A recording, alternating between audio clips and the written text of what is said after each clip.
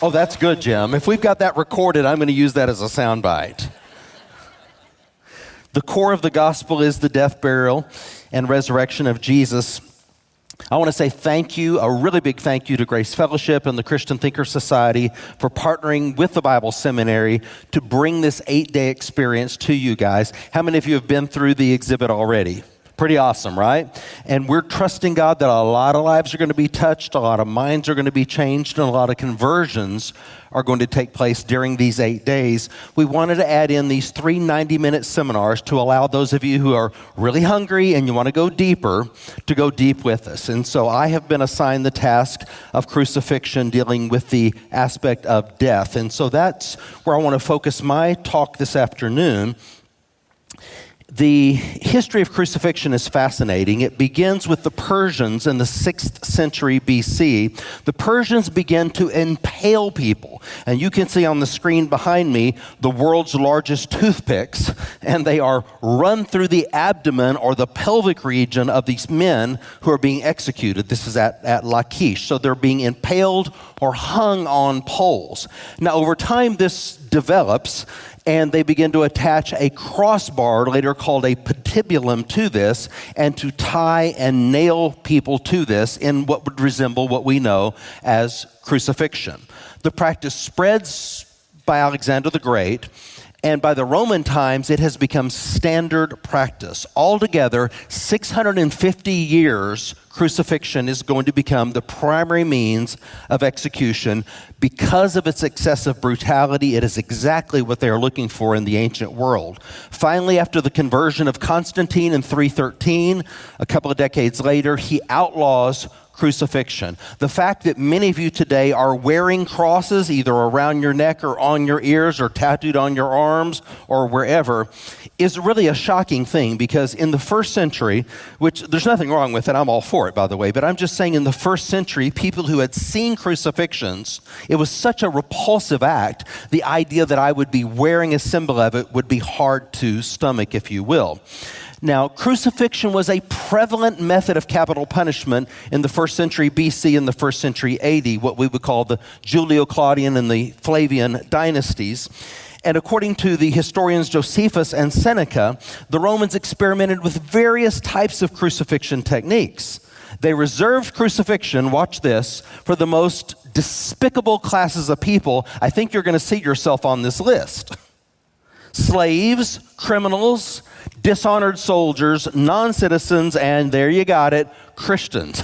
Yeah, that's right. You Christians, you're a big problem because you're atheists, you are cannibals, and you are incestuous. That's right. Those were the claims of the Romans against the early Christians. They were atheists because they didn't believe in the gods. They were incestuous because brothers and sisters were married, like she's my sister, but now we're married. They couldn't quite figure that one out. And there were cannibals, this whole thing of eating my flesh and drinking my blood, or you have no part of me. The secular mind just couldn't comprehend this. And this was the pretense for crucifying Christians wholesale, starting in the time of Nero and going forward. The greatest Christian hymn that we have comes to us from the New Testament itself, Philippians chapter 2, verses 5 through 11. Chris Tomlin is from the Woodlands, and man, do I love his music. But I wish he would have checked with us before he wrote that earliest Christian hymn last year that became so popular, because that's not actually the earliest Christian hymn. The earliest Christian hymn goes like this: "Let this mind be in you, which was also in Christ Jesus, who being in the form of God thought it not robbery to be equal with God.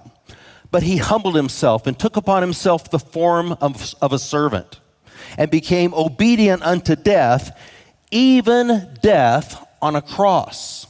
Therefore God has highly exalted him and given him a name that is above every name, that at the name of Jesus every knee would bow, every tongue would confess that Jesus Christ is Lord." Dying a slave's punishment, servile supplicium. In the Roman mind, how could a God possibly die a slave's death? But it was that very gospel, all of us who were once enslaved, that we could relate to, that the God of the universe had come down and died in our place to free us from the bondage of slavery. In these next two slides, you'll see the core of my peer-reviewed research on crucifixion, first dealing with the chronological distribution of crucifixion with nails. Not everyone who was crucified was nailed to a cross. Some were only tied to crosses, some were nailed, some it was both. To my shock last March, Christianity Today, a once great periodical founded by Billy Graham, ran an article that there was no evidence that Jesus had been nailed with nails to the cross. I thought, my goodness, have you never read? Have you never read the Gospels? Clearly, according to the Gospels, unless that's not good enough for you, Jesus was nailed with nails. There were hundreds of thousands of crucifixions over 6 centuries. In some cases, we know their names and we have their physical remains that we have been able to examine. And of those, I have charted the ones crucified by nails, and look at what happens in the first century AD. Look what happens to the numbers. They soar in the first century AD. Something is taking place geopolitically and in the zeitgeist of that time. Now keep that in mind as we look at the next slide. The geographical distribution. We have all the crucifixions from the first century, and we have 30 Roman provinces. 20 under the emperor's control, 10 under the Senate's control. You would expect that approximately they would be distributed evenly among the provinces, but that's not the case. 1 out of every 3 crucifixions in the first century are taking place in one province, and that province is Roman Judea. Now let's take those two images, chronologically and geographically, and do you see where they come together? Remember the words of the Apostle Paul in Galatians 4:4. In the fullness of time, God sent his Son into the world, into a time and into a place where he was certain to be crucified with nails. Now, the Roman motivation for crucifixion is clear. Quintilian puts it this way: Romans are crucifying at the busiest roads to maximize visibility and instill maximum fear. For us, that would be at I-10 and 99 right here. We're going to get you the place where the most people are going to see this so that our message is getting out. If you get sideways with Rome, this may be your fate as well. This comports very well with John 19:20, which says that there were passers-by at the crucifixion. This is by design. You don't want to waste a good execution.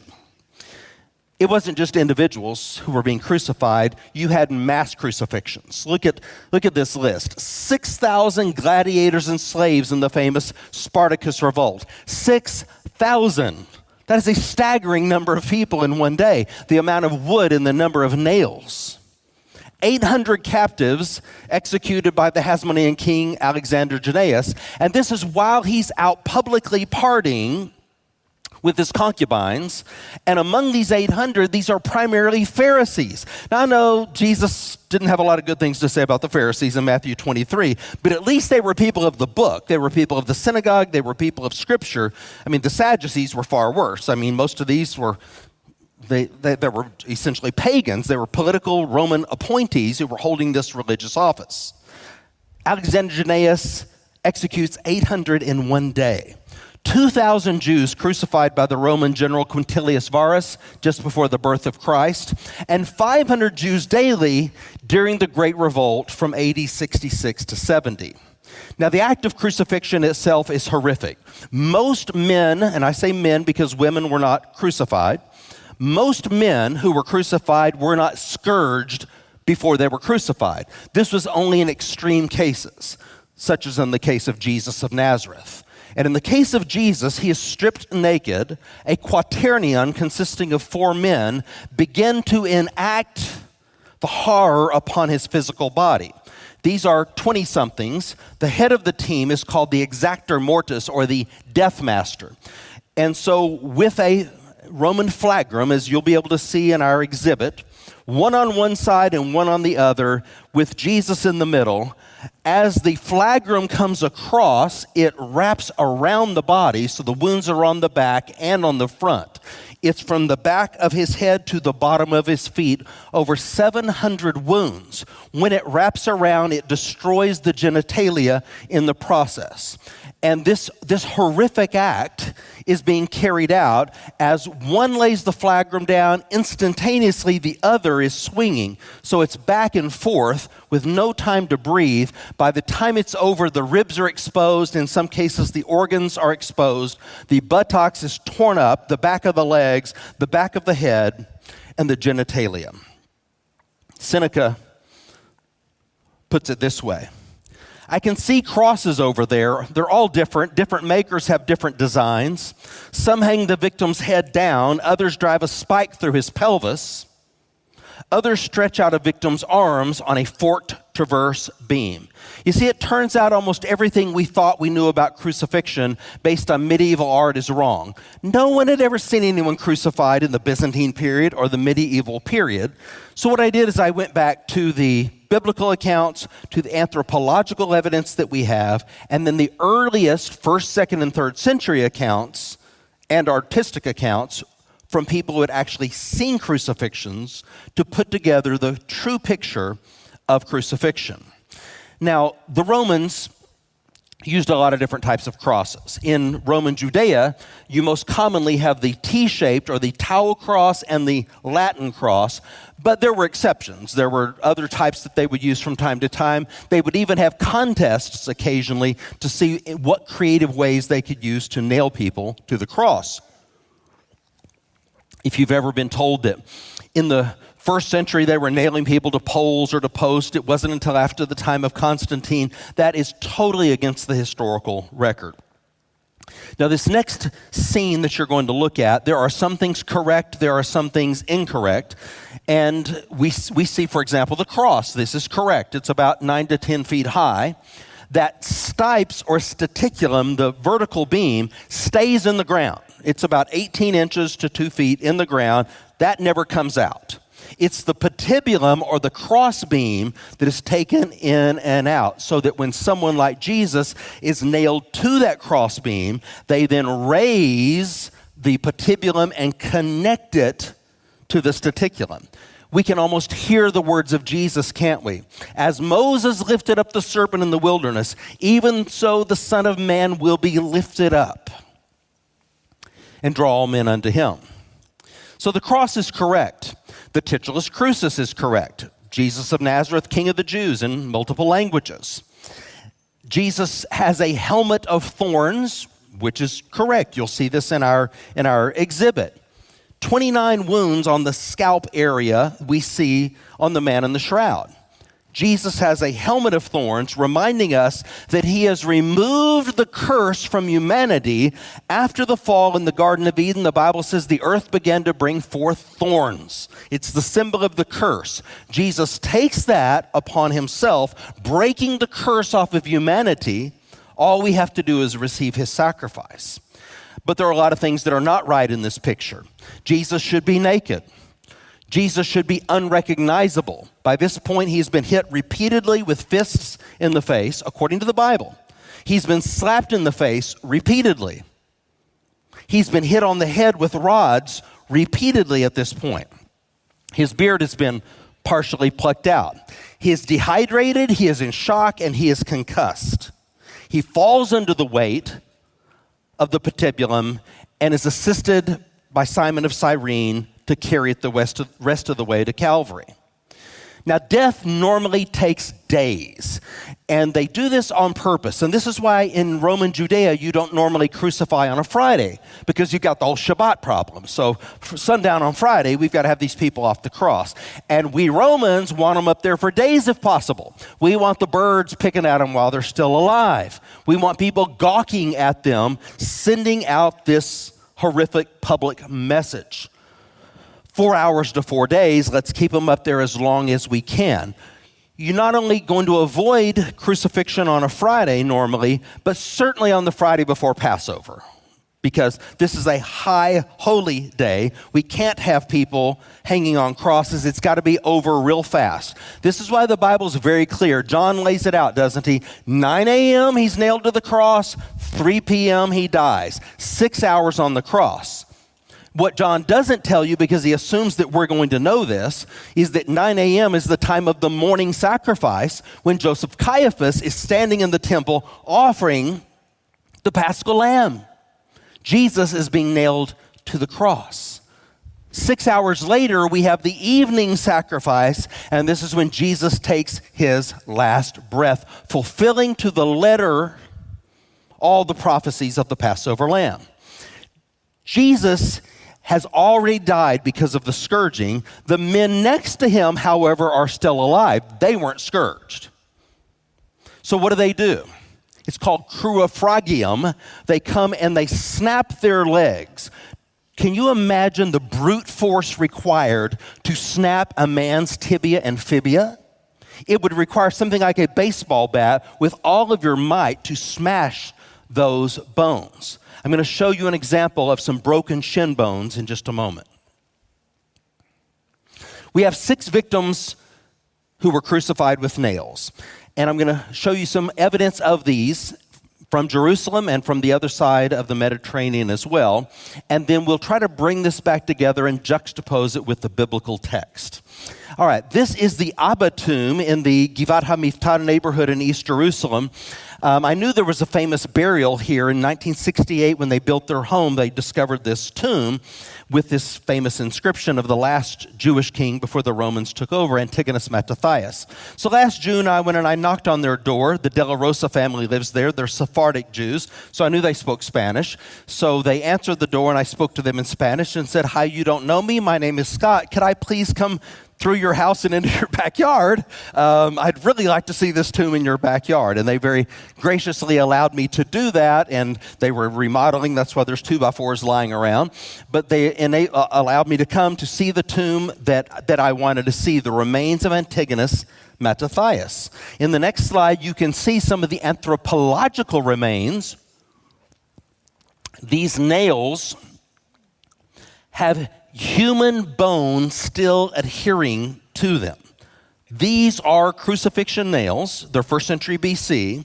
The mandible and adjacent vertebra have chop marks. Now, this is very interesting because according to Josephus, Mark Antony gives the order to crucify and behead Antigonus Mattathias. And here we have anthropological evidence in this tomb with an inscription to support it that he is both beheaded and crucified. You can see the dots where the nails would normally go in the hand. That is not what you see in medieval art. 100% of the time in medieval art, you're going to see right through the palm of the hand, but it's really between the radius and the ulna or in Destet's spot that the nails will end up going.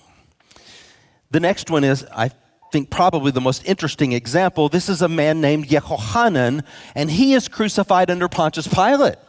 So if you are looking for a close corollary of Jesus of Nazareth, this is it. This is actually the repaired heel bone in the Israel Museum in Jerusalem. Notice the hook on the end of the nail. It has apparently hit a knot, and they've decided to just leave it in there. It goes through the calcaneus, the outside of the heels, which is what we had long suspected. Not through the overlapped dorsum, but through the calcaneus, and this is under Pontius Pilate. Now, in the next slide, you can see what they also found with it was a washer, an olive wood washer to help pin the foot on the outside of the cross. So let me make sure you're getting this. The cross is between the feet, and the nails are from the outside in through the calcanei, pinning him to the cross with the help of a washer. They don't want the victim writhing on the cross and then coming loose where they're going to have to repeat their gruesome work. In the next slide, you see Yehohanan's arms and legs, his radius and ulna. Now, this is the anthropological analysis of Israel Hershkovitz, professor at University of Tel Aviv. He's not a Christian, okay? So this isn't some sort of Christian propaganda or spin here. He is saying that right here between the radius and the ulna, you can see where the nail has damaged the bone and that's where he was nailed. When you see the Shroud of Turin exhibit, I want you to look very carefully at where the nails were, right between the radius and the ulna, and where the blood flow is from the heels through the calcaneae. Now, most interesting to me are the leg bones, the shin bones of Yehohanan. They are snapped, according to Hershkovitz. Does that ring a bell with anyone? Very rarely would the Romans do this because they want to leave him on the cross as long as possible. They would only try to shorten this if it were on a Friday, and they normally didn't crucify on Fridays. I'm suggesting to you that very few people actually had their legs snapped, and especially under Pontius Pilate, even fewer. Perhaps you're looking at one of the thieves on the cross. Jesus said to one of them, "Today you will be with me in paradise." Who knows, maybe you'll run into Yehohanan in heaven. In 2007 in Gavello, Italy, another crucifixion victim's remains were found. The nails were not in them, but it was clear from the calcaneus bone that the nail had gone through the exact same spot that Yehohanan's nail had passed. So now we were onto something. Both sides of the Mediterranean, nailed through the calcaneus. And so these are all recent examples. Who knows what we're going to find in the next decades? But this was beginning to establish a pattern. Then 10 years later in Finstanton, England, we have another example through the calcaneus, through the same spot with the nail still in it. At this point, we're pretty confident that we're now understanding how and where the Romans nailed and where Jesus of Nazareth was likely nailed as well. Now, I have a little experiment for you. Those of you who were here last week, you've done this experiment before. But even if you have, play along with me. I would like for all of you who are capable to put your foot in your lap, please. Raise your foot to your lap. And I want, no judgment-free zone. If you can't get your foot in your lap, it's okay. I want you to find that spot. Feel around and push down until you find that spot. And when you find it, say, ouch. You found it pretty quickly, didn't you? Now feel around that spot and you're not going to have any pain. It's only that spot. That is the nerve center of your heel. That is the spot that I've been showing you where they're crucifying these people, through the nerve center, through the calcaneus. Now importantly, they're not breaking the heel bone, they're penetrating the heel bone. It's a spongy bone material that doesn't break if it's penetrated just right. My final example comes from Caiaphas himself, the famous Caiaphas ossuary. You can see his name inscribed here on the side of this. We have a replica next door in our museum. The most interesting thing to me is that outside of his ossuary, and by some accounts even a nail inside of his ossuary, we have crucifixion nails with human bone still adhering to it. A couple of months ago, I had a Zoom call with the archaeologist who excavated this tomb to confirm the facts of this. And yes, indeed, there were crucifixion nails on the outside and maybe even on the inside. Now, your mind should be spinning like, you got to be kidding me. Why would Caiaphas or any other Jew have crucifixion nails outside? That's barbaric. That's grotesque. Anyone who's seen crucifixion. They have a warped apotropaic idea of how you keep evil spirits away. And because these nails have taken life, they now have power themselves. And there are hundreds of examples of this. Let's look quickly at some examples outside the Bible, some literary examples that establish the existence and the death of Jesus in the first century. So this isn't just Matthew, Mark, Luke, and John. Josephus says that Jewish leaders delivered Jesus to Pilate for crucifixion. Marabar Serapion says the same thing. He refers to Jesus as a wise Jewish king. Tacitus, the Roman historian, says Christ was executed as a criminal by Pontius Pilate during the reign of Tiberius. It's exactly what you read in the New Testament Gospels. Lucian mocks Jesus in his critique of Peregrinus, the man who was crucified in Palestine. In the New Testament itself, we have 66 references to crucifixion. 57 of them are unique. In other words, the synoptic gospel writers are not repeating each other here. 57 unique references. 20 New Testament writings mention Jesus' crucifixion, and 5 of the remaining 7 are only one chapter long, like Philemon or 2 John or 3 John. Suffice it to say, crucifixion is the central message of the New Testament. If we don't have a vicarious and atoning death, we don't have Christianity. It's as simple as that. Now, the nudity is a painful topic to talk about, but we should touch on this. The Gospels don't mention Jesus wearing clothing. They only note that the soldiers took his garments. Seneca mentions that some crucifixions involved driving a nail through the pelvis, which suggests that the victims were naked. Melito of Sardis, a 2nd century BC, writes a powerful poem. Oh, unprecedented murder, unprecedented crime. The sovereign has been made unrecognizable by his naked body and has not even allowed a garment to keep him from view. That is why the luminaries turned away and the day was darkened, so that he might hide the one stripped bare upon the tree. No historical evidence supports the use of loincloths. That's for later Christian modesty purposes. But I think it's important for us to grapple with this. In a world dealing with sexual addictions and sexual perversions, I think we must grapple with the fact that Jesus experimented the destruction of his genitalia. His nakedness was exposed to forgive sexual sin and to break sexual addictions. Now, the implication of his nakedness is most overt in John 19:23 and 24, that notes that after dividing Jesus' clothes, the quaternion threw lots for his chitona, his innermost garment. Now, if you're only wearing one garment, that's your chitona. If you're wearing 2, the innermost is your chitona. So if they're taking his innermost garment, obviously he's naked. And underwear doesn't exist until modern times, okay, in case you didn't know that. That's for free.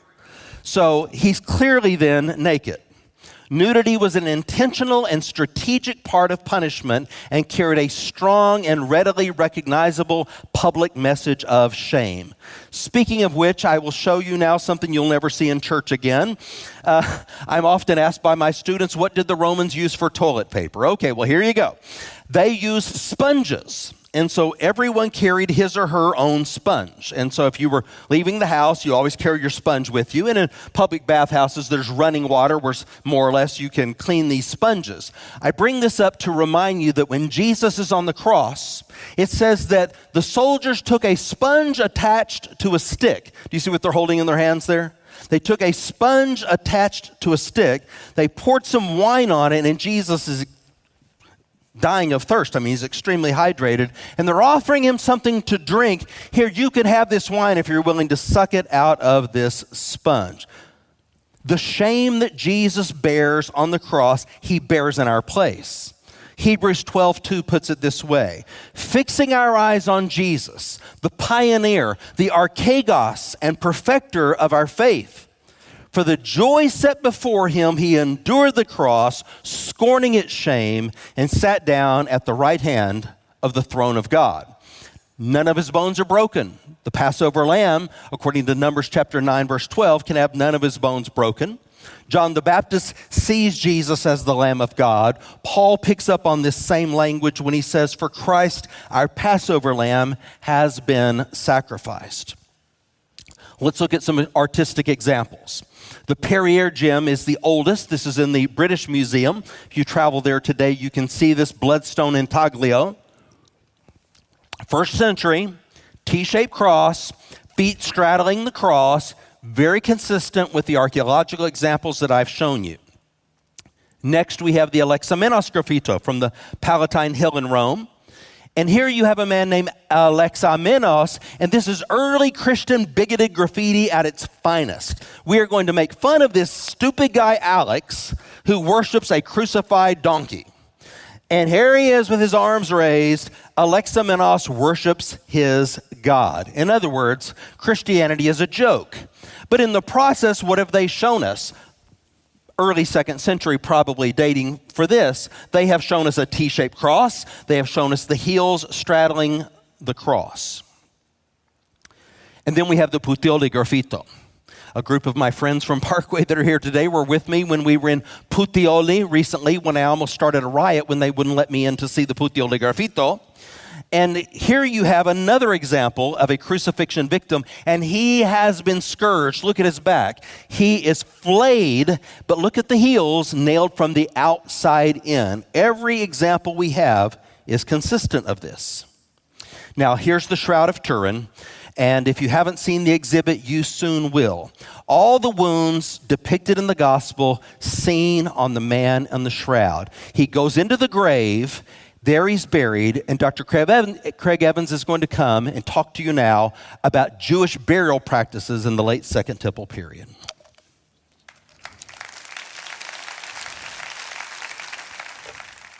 Jewish burial traditions, they're not what you think. So let's go to the very first slide, the box. There we go. That's a bird's eye view of a bone box, an ossuary.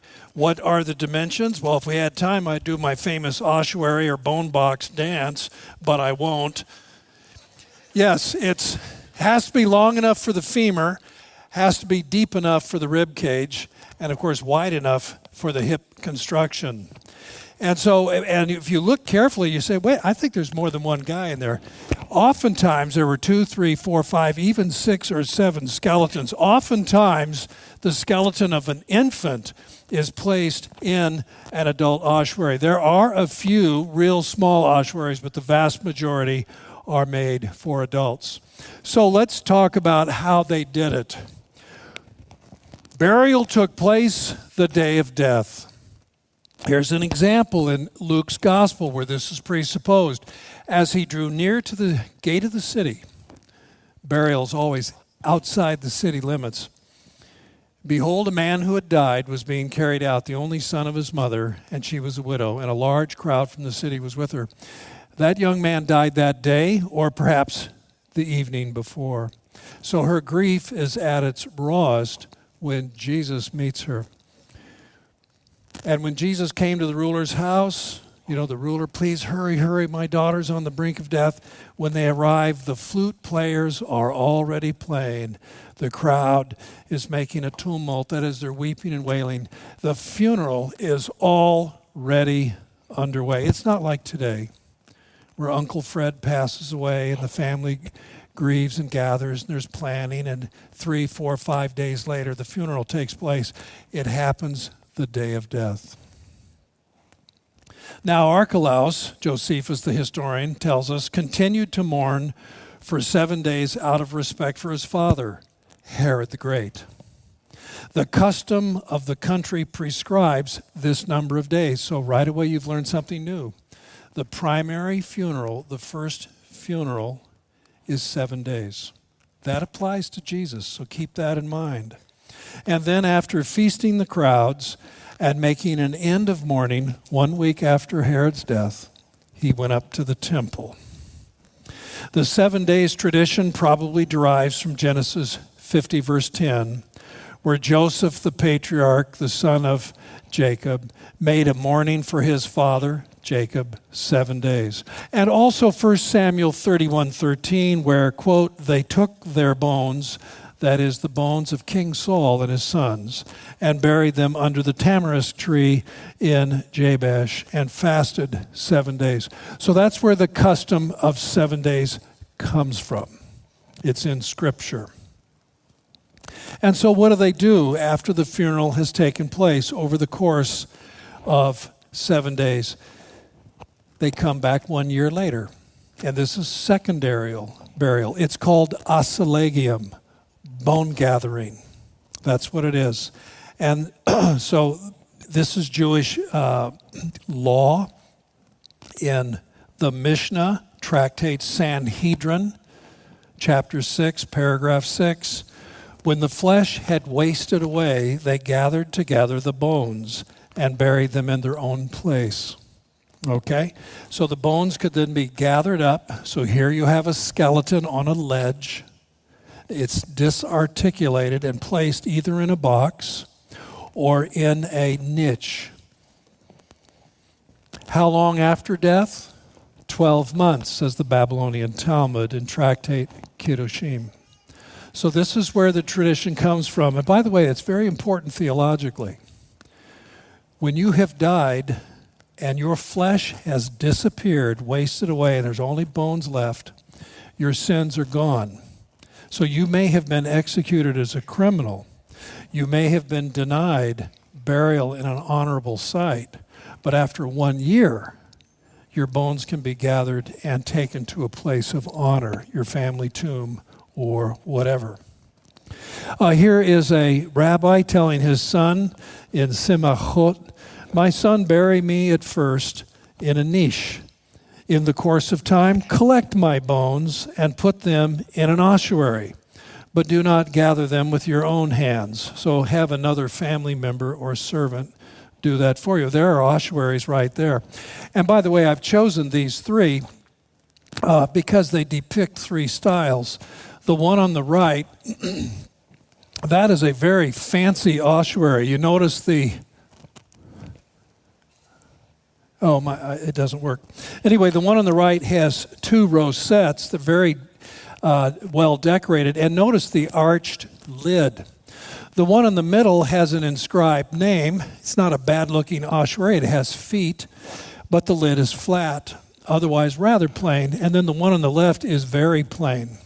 And so you typically have these three styles: very expensive, fairly cheap, and as cheap as you can be.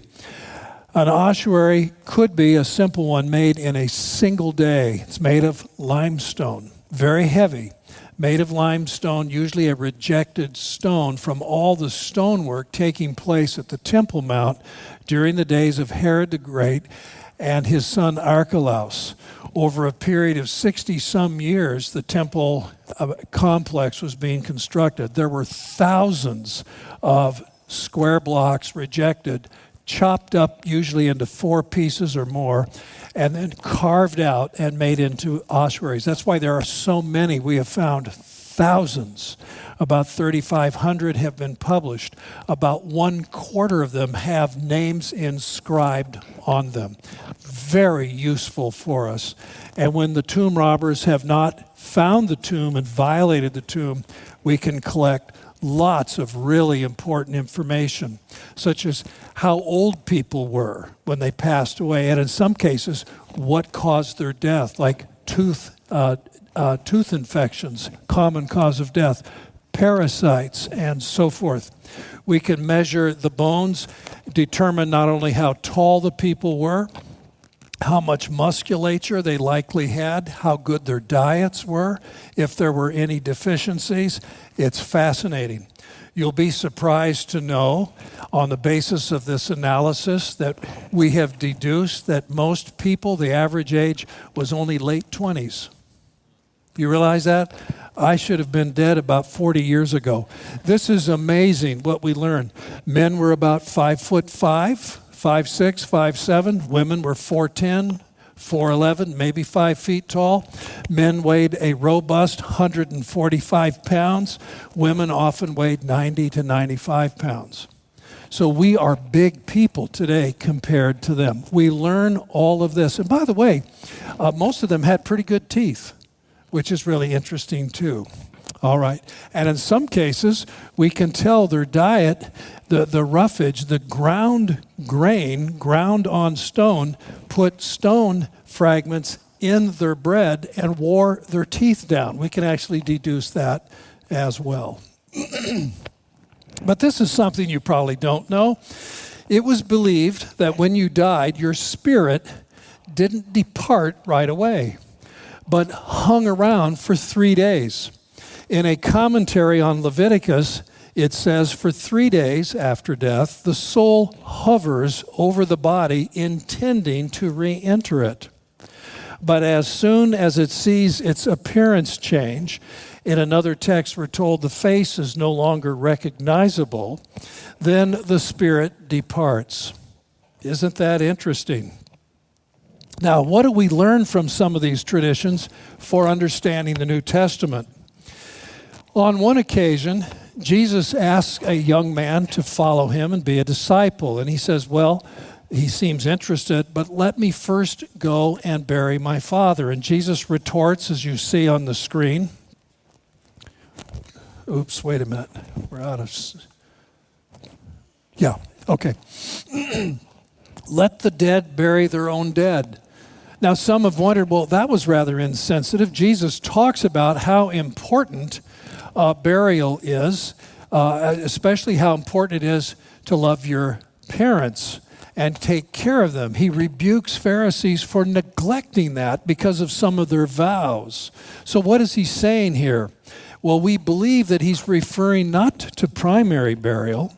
He's not referring to a father who is ill on his deathbed, who might pass away any day now, but rather he's referring to a young man concerned about his father's anniversary coming up. He died last year, and I have to I have to collect the bones of my father and put them in an ossuary or in a niche.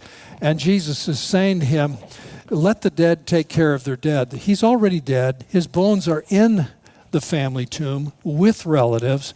Let them stay together. You need to preach the kingdom of God to the living. But especially, look how the light is shed on the conversation in John chapter 11, where the two sisters, Mary and Martha, are grieving for Lazarus who has died. Oh, they say to Jesus, if you had just come sooner when he was still alive, you may have been able to save him. But now it's too late. He is dead. And so Jesus then tells them, I am the resurrection and the life. And he's going to demonstrate it. So they go to the tomb, and Jesus commands them to roll aside the stone. And someone objects, but he's been dead 4 days. Have you ever wondered what that meant? Now, on one level, it's obvious. If he's been dead 4 days, it isn't going to smell good, and the chances of revival are rather slim. But I told you a moment ago that there was the belief that the spirit hovered near the body for 3 days. On the fourth day, the spirit doesn't recognize the body anymore and departs. So the only way anybody can be raised up now is through resurrection. And that's why it's essential in the context that it's noted that Lazarus has been dead for 4 days. And that's why Jesus says, I am the resurrection and the life. And so he proves he really is the resurrection and the life when he commands Lazarus, come forth, and he comes forth. And by the way, the grave clothes are removed. Jesus says you have to unbind him. And that actually is germane for the discussion we've already had about grave clothes and so on, including a burial shroud. And so this is actually a very relevant passage even for that topic. So let's go to the Last Supper scene. That's in 2 slides. There we go. That's very good. Now, here's another passage where I think understanding Jewish burial traditions help us and make a lot of sense. The woman anoints Jesus' head or feet in another context, another time, but I'm talking about here in Mark and also in Matthew. And Jesus says she's anointed my body beforehand. And we get lost in some of the details, and you can look up the whole passage. It's Mark 14, 3 through 9. The disciples think it's a waste. This was expensive ointment and perfume. Why, it could have been sold for a lot of money, and we're going to need money. We have a ministry that will include ministering to the poor. Why this waste? And of course, I think the disciples come across like real oafs in this situation and embarrassing this woman who has made a sacrificial gift. This is probably her retirement. It represents her savings. This is very valuable, what she has done. And then here they are complaining about it. Well, I think it's a messianic anointing on her part. And what she's doing is exorbitant. She could have taken oil, olive oil, which isn't very expensive, and anointed Jesus' head with that. That's what Samuel the prophet does with King David. So why this extravagance? Why this expensive ointment? Now, I don't think she is thinking of Jesus' body being anointed for burial. That's not what she's thinking about, but that's how Jesus takes it. So he says, leave her alone. She's done a beautiful thing. She's anointed my body beforehand for burial. What does that imply? Not only that Jesus will die soon, but if he dies as a criminal, he may be denied that kind of ministration. That is, his body might not be washed and perfumed and wrapped. Rather, it might be tossed into a tomb very unceremoniously. Because if you're executed as a criminal, public mourning is denied. Your body can't be placed in a place of honor like the family tomb. Rather, it is reserved for tombs for criminals who are executed. That is likely what happened to the two men whose shin bones had to be broken, as Scott explained earlier. They likely ended up in tombs reserved for criminals.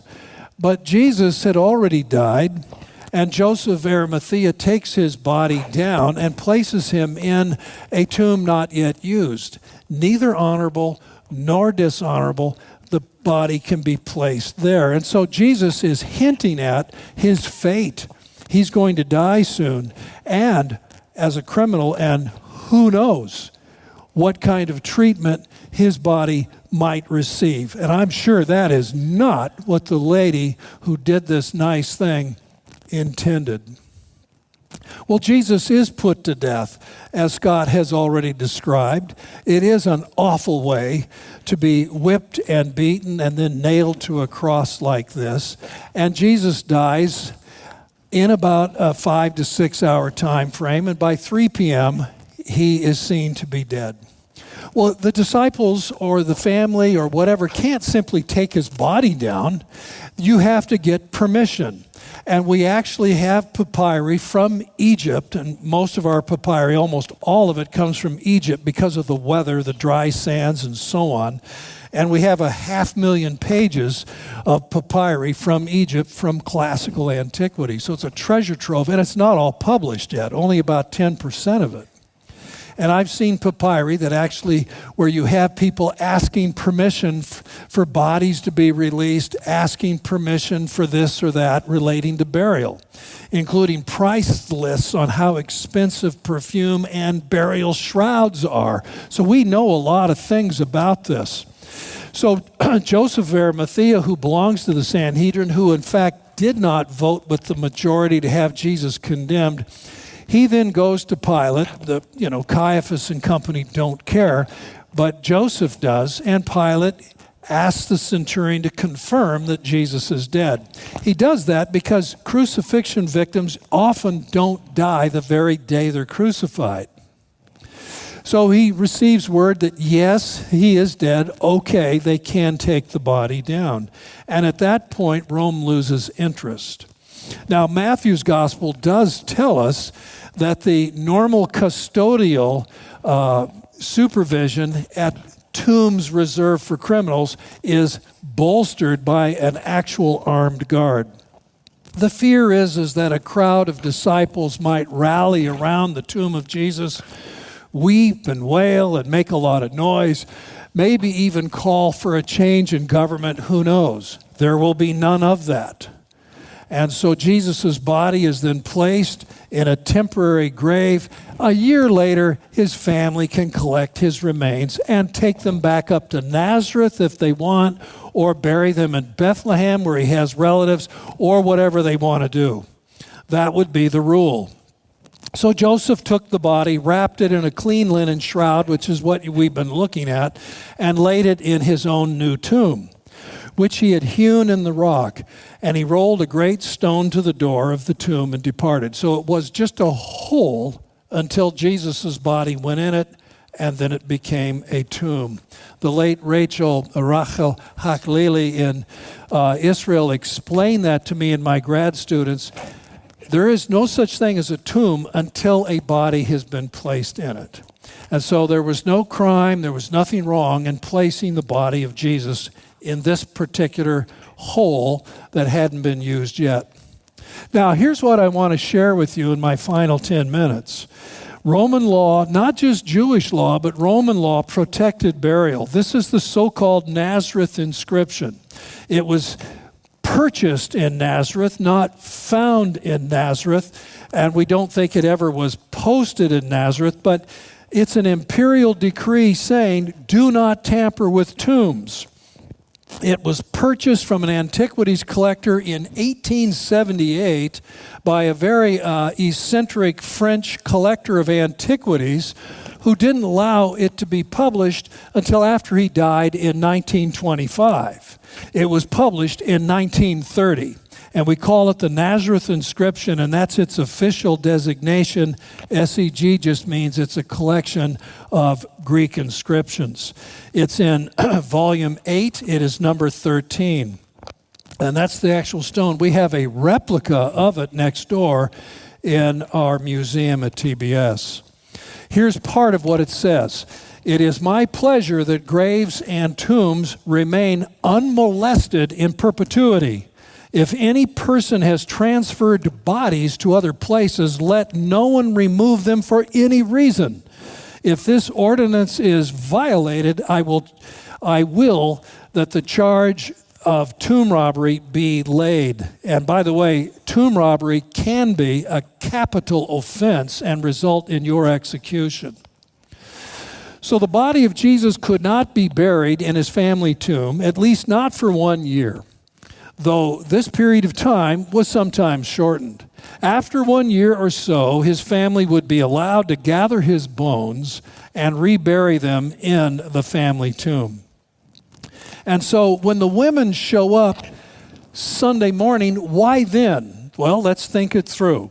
Jesus dies Friday afternoon. There is just time to get permission from Pilate, take the body down, obtain a linen shroud and some ointments, quite a lot of ointments according to John's gospel, purchased by Joseph and Nicodemus, and then take all of that body, shroud, and ointments to the tomb before sundown. You want that body, and that would apply to the other two men who died with Jesus. You want those bodies out of sight in tombs before sundown. The law of Moses commands it, and the Romans allowed, we are told by Josephus, Roman authority permitted that.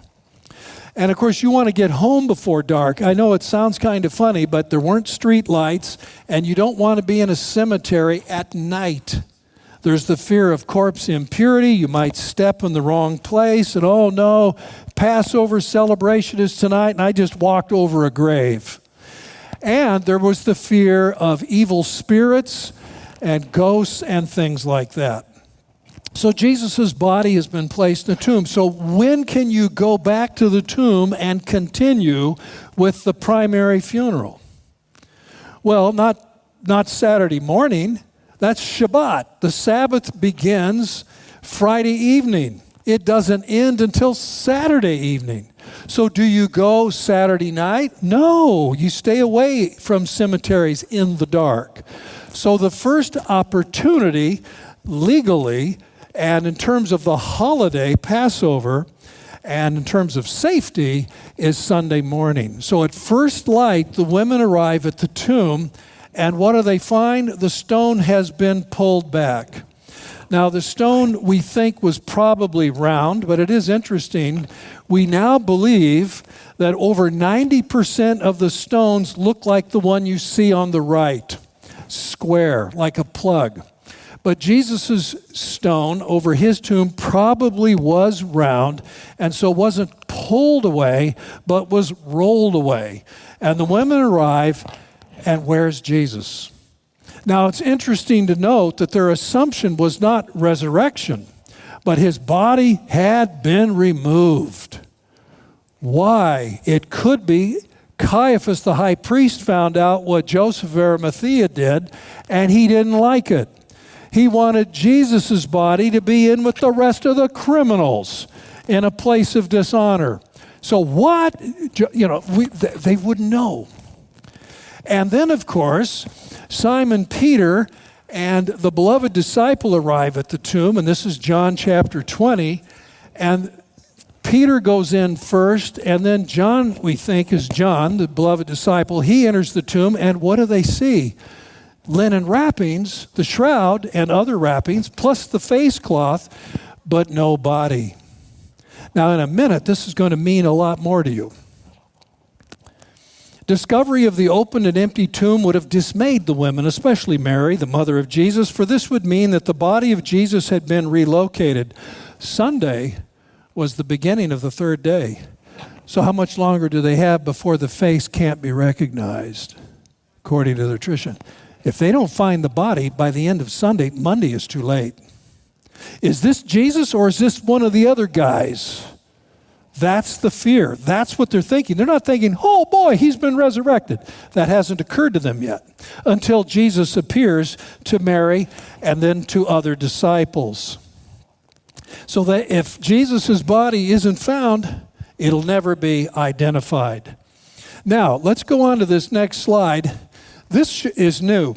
It's new to me, too. I was looking for a papyrus that talked about something else. And this is a French journal from 1865, and I'm scanning through it. It's online. And I run across papyrus number 63, and in the French, it says a report of a tomb violation. Well, I knew this was coming up, and I thought, oh man, I've got to read this.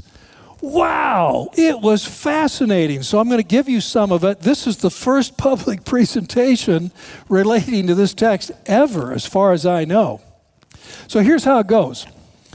To Dionysus, one of my friends, Hipparch, it means the officer of horse. So he'd be basically the rank, a cavalry captain.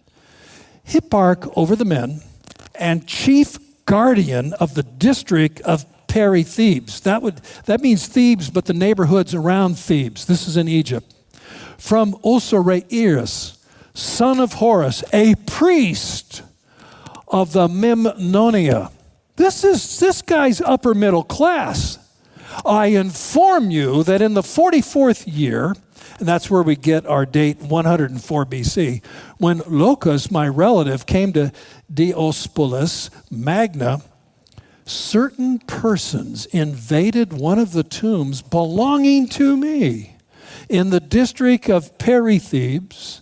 Having opened it, they stripped some of the bodies that were buried there, and at the same time took away all the belongings I had placed there, amounting to the sum of 10 talents of copper. It also happened that because the door was left wide open after they left, some bodies that were in good condition suffered greatly at the hands of wolves, which partially devoured them. Since I am bringing a lawsuit against these guys, blah, blah, blah, blah, blah, blah. This is amazing. This is tomb robbery, but notice, the bodies weren't taken. The linen shrouds were. Why? Because they're valuable. And these bodies were in good condition, which means they hadn't been in the tomb very long. And so these thieves said, oh, good, we'll take this, oh, look, these shrouds are, unwrap these guys. And they took the shrouds. That is really interesting. So I do want to publish this with some detailed commentary on it, but this has implications. Next slide. This has implications. Next slide. It has. Next slide. Sorry, I guess I got a little bit ahead of you. Yeah, let's read John 20, verse 8. And there you see it up there. Stooping to look in, he saw the linen cloths lying there, but he did not go in. Then Simon Peter came following him, and he went into the tomb. He saw the linen cloths lying, and the napkin which had been on his head, not lying with the linen cloths, but rolled up in a place by itself. Then the other disciple who reached the tomb first also went in, and he saw and believed. He realized this is weird. Grave thieves don't unwrap bodies. and then carry the body away and leave the valuable linen shroud. So let that soak in. You're the first to hear about this. The beloved disciple realized no thief would do this. The only explanation is that Jesus has been raised up. And there's something else. I'm really speculating here. What if he, in the darkness of that tomb, could see a glowing image in the cloth? The image is still hot. I don't know. I'm speculating, but that would send him through the roof. Jesus' followers spoke of resurrection because not only did Jesus appear to them, but the tomb was empty. His body wasn't there. I debated John Dominic Crossan one time, said, it was just the spirit of Jesus. I said, Dom, you're turning Easter into Halloween.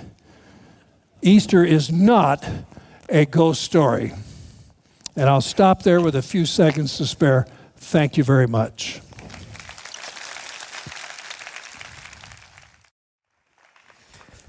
Well done, Professor Evans. Thank you all for being here. What an incredible crowd for this symposium. I'm delighted to be participating. And let me just say hello to those that are also joining as well later in the week. I'm sorry I couldn't be with you personally, but what an amazing turnout this is at our first symposium of the week. My topic is the best topic, the resurrection of Jesus Christ. And what are the best reasons to believe? What's the best case for the resurrection? And I hope that you're taking notes. The passages that I'll look at in particular are 1 Corinthians 15, 3 through 7, Galatians 1, 18 through 19. So we begin in where the resurrection occurred. Go ahead to the next slide, please. This is inside the church of the Holy Sepulchre. Now, raise your hand if you've been to Israel before. Raise your hand if you've been to Israel. We've got a great group that's been. Many people who go to Israel, especially if you're evangelical, feel robbed because they never visit the Church of the Holy Sepulchre. They always go to what's called Gordon or the Garden Tomb. The Garden Tomb is a wonderful place. It's a devotional place. Every tour I lead, I would absolutely stop there. The only problem is that's not where Jesus' resurrection occurred. It happened in the Church of the Holy Sepulchre. Even the director of the Garden Tomb agrees with me on that. And you're looking at this, isn't that a beautiful picture? So we're inside the Church of the Holy Sepulchre, and that is what's called the edicule. That is the little house, the sacred place that has been built on top of what is left, which is the burial shelf in which Jesus' body was laid. Not too long ago, National Geographic, and there's a beautiful documentary on it that you can watch, where they actually unearthed the burial shelf, and all of it goes back to first century, showing that this is indeed a first century burial quarry. Indeed, I had the privilege, it was a very cool vibe. I actually filmed inside of the Church of the Holy Sepulchre, which was very cool. And I didn't just film inside the Church of the Holy Sepulchre, I filmed all around it. I also filmed right next to the very spot where Jesus' body was laid and resurrected. And so let's orient ourselves. This is ground zero for the resurrection, where this is the epicenter of the Christian faith.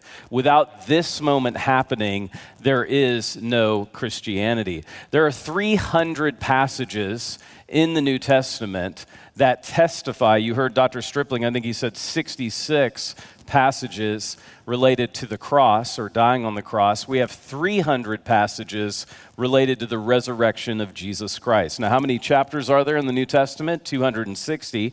And so when you think about just the magnitude of resurrection, it becomes very clear. We talk a lot about biblical worldview. We talk a lot about having a biblical Christian worldview. The center of a Christian worldview is the death, burial, and resurrection of Jesus Christ. Everything about the Christian worldview emanates out of the fact that Jesus Christ is alive from the dead. Number one, the resurrection, in my opinion, and this is very carefully thought through, ultimately is the only way, the reason I believe Jesus rose from the grave, it's the only way to ultimately make sense of the suffering in our lives. The cross and the empty tomb give suffering a frame that nothing else in human history can provide. Christianity does not attempt to explain away our pain, it redeems our pain. And this is Romans 8:18, which Paul says, I consider the sufferings of this present time are not worth the glory that is to be revealed to us. I'll never forget speaking in Santa Cruz, California, meeting this amazing couple, Dan and Lynn Wagner, who were serving at a beach fest, Luis Palau Evangelistic Rally. And they stopped me and they said, can we share our story with you? And they shared about losing their 2 teenage daughters at the same time in a car accident. And the really cryptic part of the story was Dan, the dad, had been concussed. He had temporary amnesia, and his best friend had to keep telling him because he kept forgetting that his 2 daughters had died in this car wreck. It's a beautiful story of forgiveness because they ended up forgiving the driver of the vehicle who killed both of their daughters instantaneously. And when I interviewed Dan and Lynn, I just said, how do you do it? How do you get through it? They said, Jeremiah, we're not living for the 80 or so years we may have. We're living for the resurrection. We know we will see our daughters, Carrie and Mandy, again. That's the beauty of the resurrection. It helps us in our pain. And make no mistake, no other worldview does. Number 2, very importantly, there are people that wonder, did Jesus really know what he was talking about? What was the aim and the mission of Jesus' life and ministry? Other people made up that he was God, and he didn't really know what he was doing. He was probably married and had a mortgage. I mean, you hear all kinds of crazy stuff, at least I do on these podcasts, I do. The intentionality of Jesus' ministry is undeniable. 69 times he refers to himself with his favorite self-designation in the Synoptics, Son of Man. And to his Jewish audience, Son of Man would immediately visualize Daniel chapter 7 and Jesus reigning at the right hand of God the Father. These are passages you should have memorized. Mark 8:31, Mark 9:31, Mark 10:33 and 34. These are called messianic predictions, that the Son of Man would be handed over to the Romans, he would die, but it doesn't stop there. On the 3rd day, he would rise again. I joke, if the church had a hashtag in the 1st century, it would have been hashtag on the 3rd day. If you don't know what a hashtag is by now, we literally can't help you, and you should just leave the symposium. Because so often Jesus does what only he can do. He messianizes Old Testament passages. He eschatologizes them. I love this. He messianizes Hosea 6:2, which says, on the 2nd day he will revive us. On the 3rd day, that's Hosea 6:2, he will raise us up that we may live before him. Jesus is claiming that passage as his own. So he called it. Do you remember the Great Confession? I spoke from Codex Vaticanus last Sunday at my church, Prestonwood, and I actually taught with the massive Vaticanus on the pulpit. It was epic, and I had it to the Greek, Matthew 16. Of course, there's no chapter or versification, but there I'm reading the Great Confession that happens at Caesarea Philippi in Matthew 16, where Jesus says, well, who do you say that I am? He said, well, you're the Christ, the Son of God. Jesus then immediately makes a prediction. He has to go to the cross, he has to die, and he has to rise from the dead. And do you remember what Peter does? He pulls Jesus aside. He begins to rebuke him in verse 22. And do you remember what Jesus says in verse 23? Get behind me, who? Satan. So it's very important. Why am I taking time? Why is this one of my cases for the resurrection? There are minimalists and Bible deniers and those that are just atheist, agnostic, apostate Bible scholars who just think that Jesus didn't really know what his ministry was about. There was no intentionality to it. No, there was. The third reason to believe in the resurrection of Jesus is that Jesus adumbrated. That's a cute word. We have kids in the room. Jesus showed that he had power over death by raising others who had ceased to live. This is powerful. Again, these are passages of, I would encourage you, if you care about a Christian worldview, you should have these passages memorized. Mark 5, Jairus' daughter. Remember, she's dead, she's young, and Jesus raises her from the dead. With the widow of Nain's son, I love this passage in Luke 7. He had died that day. Jesus, wouldn't this be amazing? I hope someday we can time travel when when we get to heaven. I want to go to the funeral processional that Jesus stops in its track and says, no, the boy's not dead. He's just sleeping. Arise. Literally, resurrection, anastasis, egeiro. In the Greek, it literally just means to stand up. When Jesus resurrects Lazarus, I have filmed at, I think, all of the resurrection tombs mentioned in the New Testament. I think my favorite after the Holy Sepulchre is when I went to the tomb of Bethany. Scott, I'm sure you've been to Lazarus' tomb and El Atzaria. You probably told me to go there is why I went. Dr. Evans, have you been to Lazarus' tomb, El Atzaria and Bethany? It's interesting. Many have not. It's only 1.8 miles as the crow flies, but a lot of Jews, etc., won't go there for a variety of current issues. So I'm in the tomb. You walk downstairs, and then I don't know if you remember this, Scott, you have to actually back in to the tomb once you get downstairs, and you can't breathe. I mean, it's definitely a tomb. There's very little oxygen. I'm out of breath, but I thought, I want to do what Jesus did. I want to yell. And I went, Lazarus, come forth, as loud as I could, just to hear my voice echo throughout the chain. Of course, in Duro Exos, come out, Lazarus. Isn't that amazing that Jesus shouted at death? One of the two places he shouts in the New Testament, one on the cross and then the other at death, and Lazarus comes out alive. So, number 3, Jesus showed he had power over death. Number 4, why do I believe in the resurrection? This is very key. We read modern understandings back into the Bible. This is where things like the Dead Sea Scrolls are so helpful, where we understand messianic expectations of the first century. We have at least 10 messianic contenders in the first century, men who claimed, hey, I'm the Messiah, follow me. We hear of 2 of them in the book of Acts. Do you remember one had a following of 4,000? They guided people out into the desert, etc.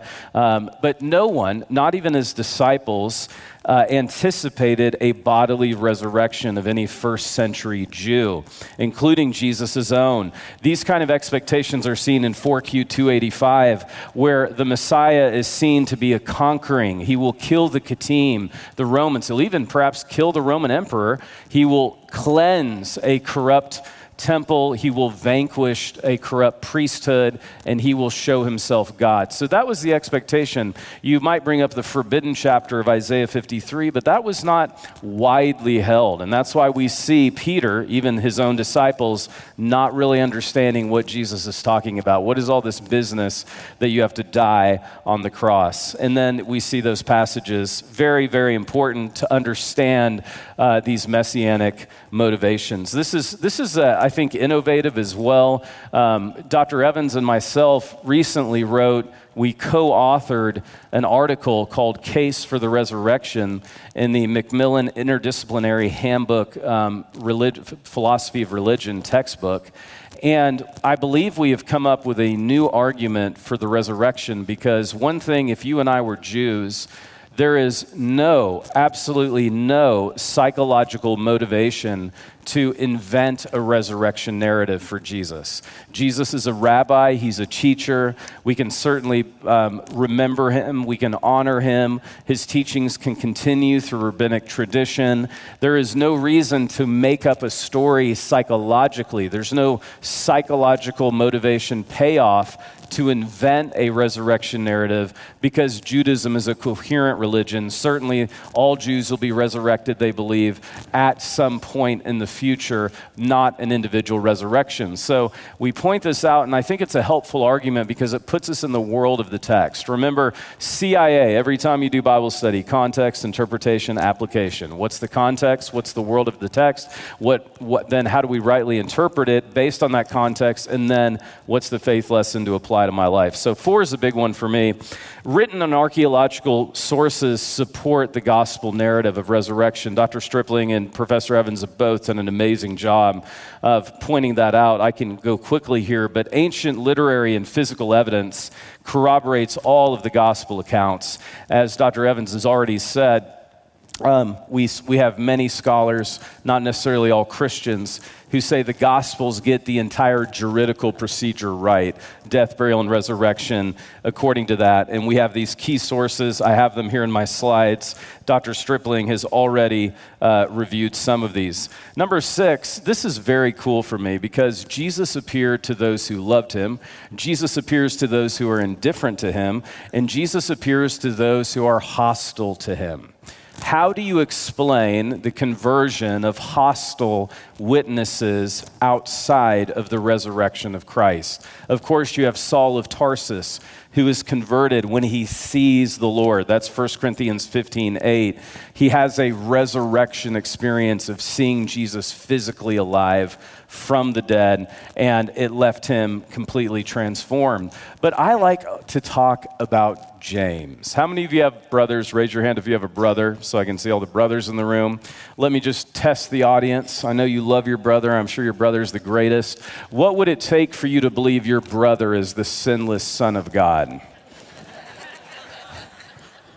People always laugh. I have 4 sons. None of them think the other one is the Son of God. It's anarchy. It's Book of Judges. They all do what's right in their own eyes, especially when Dad's out of town. So we have to ask ourselves the same critical questions of the Bible. We know in Mark 3 and in Mark 6, Jesus' family thinks he's nuts. They think he may even be born. He's accused out of wedlock. He might be, the name for that. We have kids in the room. Not even his brothers believed in him. They think he's out of his mind. They want to do an intervention on him. And John 7 verse 5 is perhaps the clearest. Not even his brothers, plural, believed in him. We all likely, and those of you watching, perhaps the most difficult people to have faith conversations with for whatever reason are our immediate family. Have you noticed that? And Jesus experienced that as well. And yet, 1 Corinthians 15:7, which gives us, we have 2 things when it comes to resurrection. We have empty tomb tradition.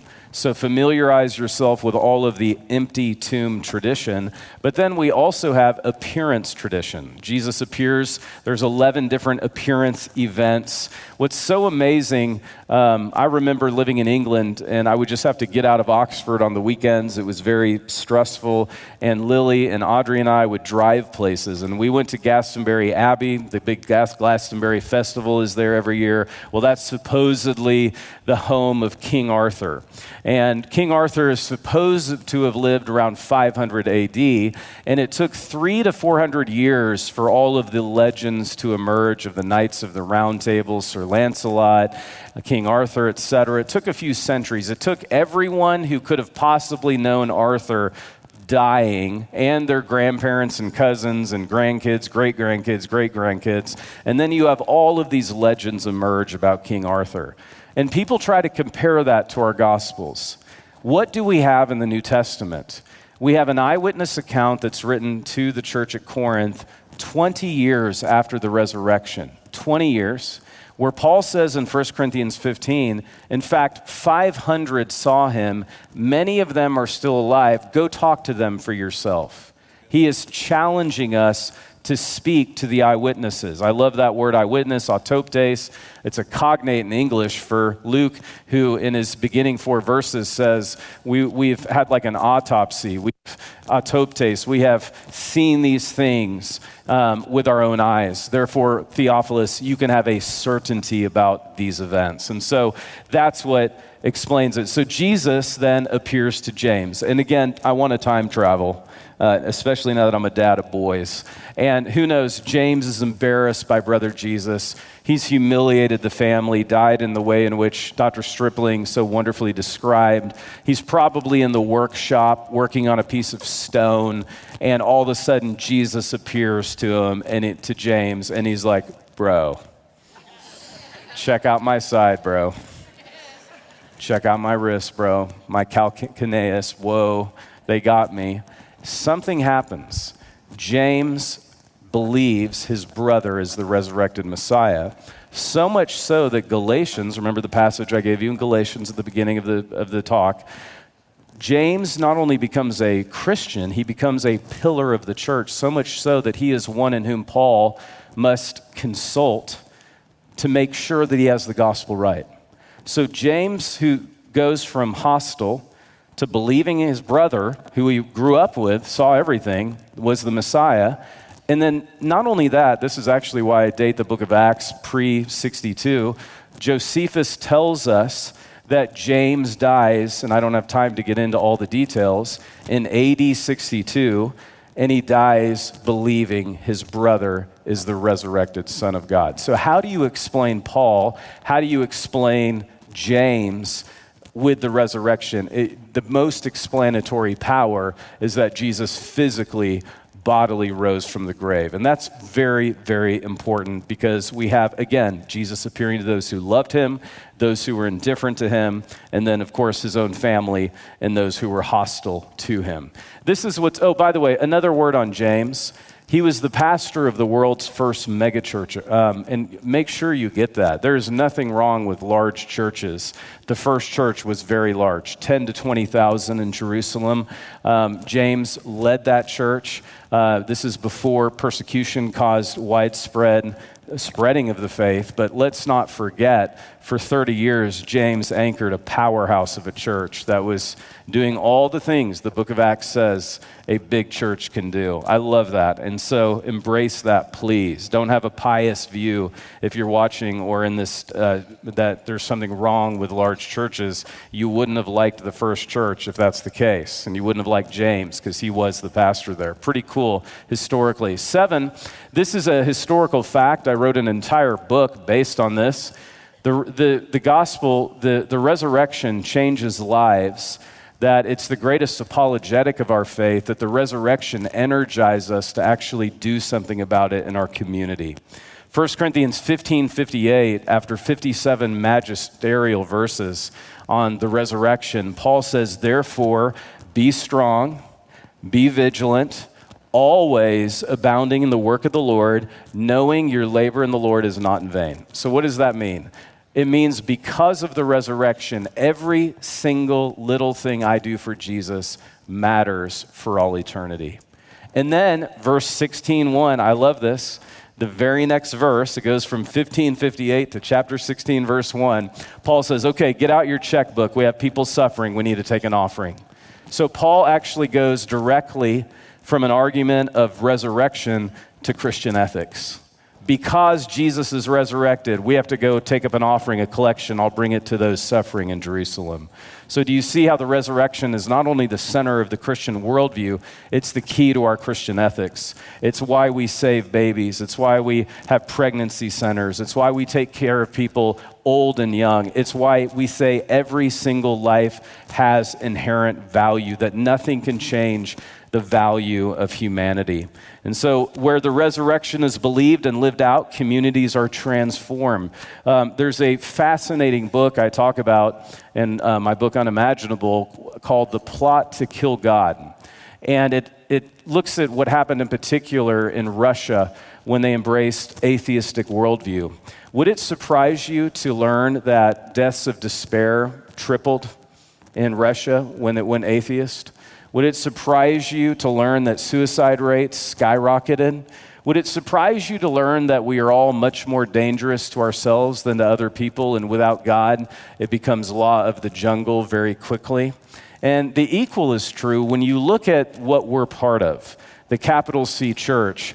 We are the greatest force for good on planet Earth.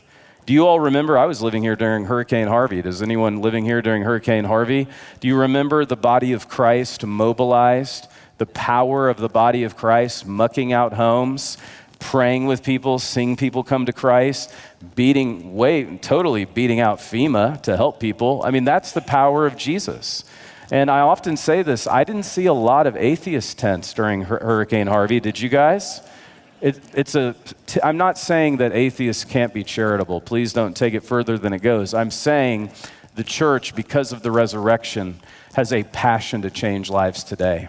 That's why we should go on mission trips. We should work as hard as we can. I did our large staff devotional recently, and I was really focusing on the fact that Paul in Colossians 1, because I've been consecrating myself this Easter season. That's a big word. I want to bring back all these old religion words, by the way, because I was raised on them. I have been consecrating, and Audrey too, our family during this Easter season, and I want to give it all for Jesus, don't you? I don't want to give 80%. I don't want to give 60%. I want to give 100%. And I want to tell you, I'm doing that right now. I want to go out with the gas light on, and I want you to as well. The resurrection should energize you. And so my challenge to you is, will you commit to living a resurrection-centric life? That's really the commitment that you need to make. It will energize everything that you do for Christ. Now, I want to skip ahead a few slides. We've already seen the animation. We'll skip ahead from C.S. Lewis's home. We'll also say this. I want to quote Body of Proof that the case against the resurrection of Jesus is usually based, and I give this in this book, on the uniqueness of the claim itself. A man who had been dead for 2 or 3 days, 3 days technically by a Jewish calendar, had been brought back to life. And it's very important that you understand the case against the resurrection is extremely weak. Next slide. This is my new book that they have. Is it called The Gathering? Is that right? Where the shroud is? The Gathering? Did I have that right? So the book is available there. Let me really encourage you to get it as soon as you can, because it will likely run out again on Amazon this week. We have a big week of ministry planned. For those that weren't here this morning, my kids challenged me, Dad, tell us everything we can know about Jesus and the resurrection, but you can't use the Bible. You just have to use extra biblical sources. And it turns out I could write a whole book to answer them. So there's that, kids. And at this one, I had to pay off so many archaeologists. Scott, you know the feeling, to get pictures and permissions. I actually loved it. It was a total labor of love doing it, but I'm actually glad now, because as I talk about these discoveries, there's some phenomenal photos. Definitely use that. Let's quote E.P. Sanders. Let's quote some of the critics on the resurrection and see what they have to say. The late E.P. Sanders, died in 2022, said that Jesus' followers, and later Paul, had resurrection experiences is, in my judgment, a fact. Now, what the reality was that gave rise to these experiences, I do not know. So here is somebody that I would definitely not call an evangelical Christian. Is that right to say, Dr. Evans? But a very respected, he wrote Paul and Palestinian Judaism, a very respected scholar, said, without a doubt, these disciples had experiences of seeing the Lord. What about the late, also died, 2021, Gerrit Ludemann, made famous, he's the one who famously came up with the mass delusion hypothesis, that everybody was like tripping on acid at the same time, and that's how you can explain the resurrection. It was a mass delusion, except there's no credibility for that in the scientific community. But Ludemann does help us, and again, this man, I think we should call him probably an atheist. He's not anymore, because he died in 2021. He said it may be taken as historically certain that Peter and the disciples had experiences after Jesus' death in which Jesus appeared to them as the risen Christ. So here we have an atheist who's literally saying it's certainty. These people had experiences of seeing him alive. Anthony Flew, and praise God for my good friend Gary Habermas, who just was such a good friends with Anthony Flew, who moved from atheism to monotheism, and then theism, I should say, from atheism to theism, and let's hope and pray to Christianity. Here's what Flew had to say about the evidence for the resurrection. The evidence for the resurrection is better than for claimed miracles in any other religion. It's outstandingly, and scholars don't use these kind of words flippantly. It's outstandingly different in quality and quantity. That's Anthony Flew, pretty powerful. Let's skip ahead because I want to go. We've seen the Alex Samanos. I want to skip ahead to some questions I get on the shroud, which is so phenomenal. We'll go past the wound patterns. I want to show the path of the shroud. I get this question a lot and often don't have time to discuss it. Isn't this a helpful slide? 38 of the 58 pollen spores on the shroud are from the land of Jerusalem. By the way, pollen everywhere here in Houston. Have you noticed that? I've got it on my shoes, got it in my eyes. Well, there's pollen on the shroud. And when you walk the shroud, you'll see that 38 of the 58 pollen spores are from the land of Jerusalem. Max Fry, a criminologist, spent 5 years of his life studying all 58 pollen samples, spores. And guess where the other 20 come from? Oh, big surprise. All the places we know the shroud has been the last 2,000 years. That's where the other 20 arise from. Constantinople, Istanbul. By the way, I gave a talk recently on Eastern Orthodoxy. 2 things I appreciate about Greek Orthodox and 7 reasons I'm not a Greek Orthodox. One thing I really appreciate about the Greek Orthodox Church, there's several, but there's also 7 reasons I'm not, to be clear, a Greek Orthodox. But they probably protected the shroud for 1,000 years. Let's not forget that. From the Islamic conquest, in many ways, we need to give credit where credit's due. And the shroud belongs to the unified church. That's something I want to say as I wrap up. It doesn't belong to any specific church. It belongs to the unified body of Christ. Next, let's show this. This is another thing that, again, I want to and go ahead and hit play. Let's watch this. This is what happens at the resurrection, okay? This should be an animation that you can hit play in. Maybe it's not. Maybe I put the wrong slide in there. But I wanted to show how the body essentially emanated through the shroud. So Jesus did not stand up and pull off his grave clothes. His body has otherworldly deathlessness capabilities to it, and it emanates through the shroud. How many of you remember reading the Gospels that Jesus can appear in rooms without using the door? So we shouldn't be surprised that they see this beautiful burial shroud that's been unmoved. A couple of things moving forward. Let me just show this. Number 3, this is my top 5 reasons. Go ahead and skip to number 3. The carbon dating has been authoritatively shown to be utterly unreliable. My good friend Tristan Casablanca did the equivalent of a Freedom of Information Act, and he just published a book I highly recommend where he got the British Museum to finally release the raw data that they had suppressed for 27 years. I'll end with this, showing that the sample that was used which we can go to the next slide, the samples used was supposed to be 7 labs, it was only 3. There's a lot of corruption involved, and the sample they used is likely not even homogeneous with the shroud itself. So there's a 2019 Journal of Archaeometry article that clearly points these things out and the flaws in the CR14 dating. I say all that to say, many people, that's the only thing they appeal to of why they don't take the shroud seriously.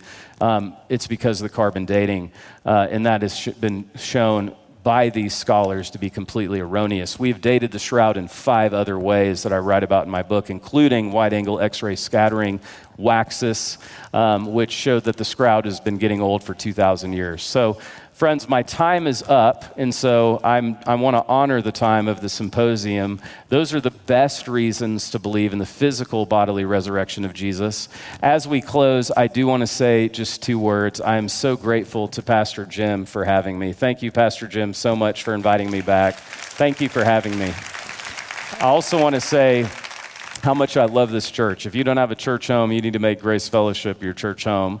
I also want to thank Dr. Scott Stripling for inviting me to participate and having a vision for this week with Pastor Jim. Can we give Dr. Stripling a huge round of applause? Thank you, Dr. Stripling. I just want to say, I want to put a plug in here. I wish I could go back and I'm jealous of you guys. I mean, to be able to be in seminary with Dr. Evans and Dr. Stripling, I'm just really jealous, and I'm going to leave you with that. I wish I could do it again because you're learning from the greats, truly the best of the best. And then finally, please pray me home. I have 3 9-year-olds at home right now, and I think they're driving Ruby insane. They probably have her locked up in a closet somewhere. So we are going to get on the road and get home. I've got an engagement tomorrow with Frank Turek, so I would just ask for you to pray for me this week. This is a big week for all of us, and thank you again. It's been such a delight to minister with all of you, and I know I speak on behalf of Audrey, just how grateful we are to you, Pastor Jim, to Lisa. Thank you guys so much for having us. So love you guys. Thank you very much.